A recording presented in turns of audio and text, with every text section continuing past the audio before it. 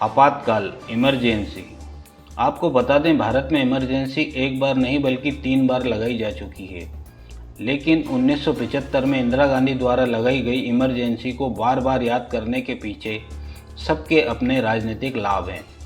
1975 में लगाई गई इमरजेंसी ऐसी नहीं थी कि रात को 8 बजे 500 और 1000 के नोट चलन से एकदम से बंद होने पर सुबह आधा भारत बैंकों की लाइन में खड़ा हो गया, या फिर पूरी दुनिया में कोरोना जैसी महामारी जब तांडव कर रही थी तब हमारे देश में इस महामारी को रोकने के लिए और इससे निपटने की पूरी तैयारी में विफल होने के कारण जब कोरोना की सुनामी देश में आई तो अचानक से लॉकडाउन लगने के फैसले से मजदूर वर्ग सड़कों पर आ गया। अस्पताल से लेकर शमशान तक लोगों को जगह नहीं मिली।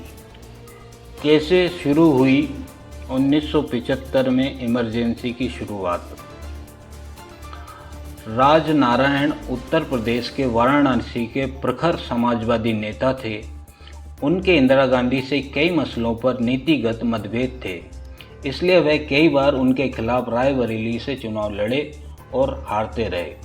वर्ष 1971 में उन्हें हार का मुंह देखना पड़ा, लेकिन उन्होंने इंदिरा गांधी की इस जीत को इलाहाबाद हाई कोर्ट में चुनौती दी और यहीं से शुरू होता है देश की राजनीति में उथल पुथल का दौर। उस समय इलाहाबाद हाई कोर्ट के जज जगमोहन लाल सिन्हा ने अपने फैसले में माना कि इंदिरा गांधी ने सरकारी मशीनरी और संसाधनों का दुरुपयोग किया है, इसलिए जनप्रतिनिधित्व कानून के अनुसार उनके सांसद चुना जाना अवैध है। कोर्ट की उठापटक के बीच बिहार गुजरात में कांग्रेस के खिलाफ छात्रों का आंदोलन भी उग्र हो रहा था। इस आंदोलन को हवा दे रहे थे जयप्रकाश नारायण। सुप्रीम कोर्ट के फैसले के अगले दिन यानी कि 25 जून को दिल्ली के रामलीला मैदान में जेपी ने एक बड़ी रैली की थी। जयप्रकाश ने इंदिरा गांधी के ऊपर देश में लोकतंत्र का गला घोटने का आरोप लगाया। इधर इंदिरा गांधी ने इस्तीफा न देते हुए 3 हफ्तों की मिली मोहलत का फायदा उठाते हुए इस फैसले को सुप्रीम कोर्ट में चुनौती दी। इस केस की सुनवाई जज BR कृष्णा अय्यर ने की। जज ने अपने फैसले में कहा कि वह इलाहाबाद हाई कोर्ट के फैसले को पूर्ण रोक नहीं लगाएंगे। सुप्रीम कोर्ट ने इंदिरा गांधी को प्रधानमंत्री बने रहने की अनुमति दे दी।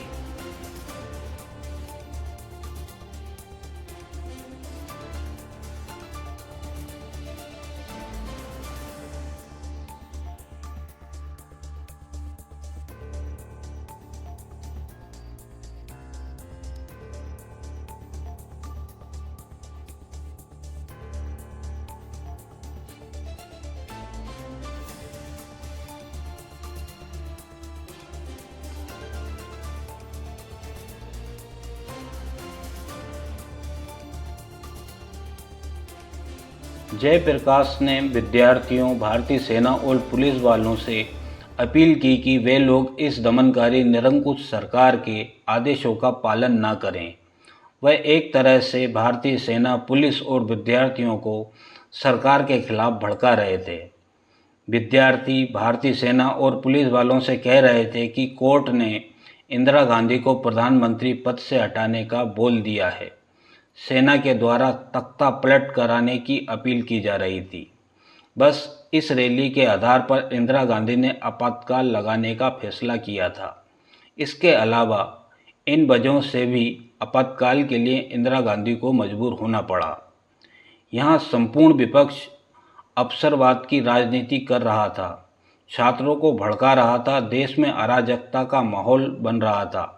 इंदिरा के खिलाफ पूरे देश में जन आक्रोश बढ़ रहा था। छात्र, संपूर्ण विपक्ष एकजुट हो गए थे। इसके अलावा इंदिरा को लगा कि जयप्रकाश के आह्वान पर सेना तख्ता पलट कर सकती है।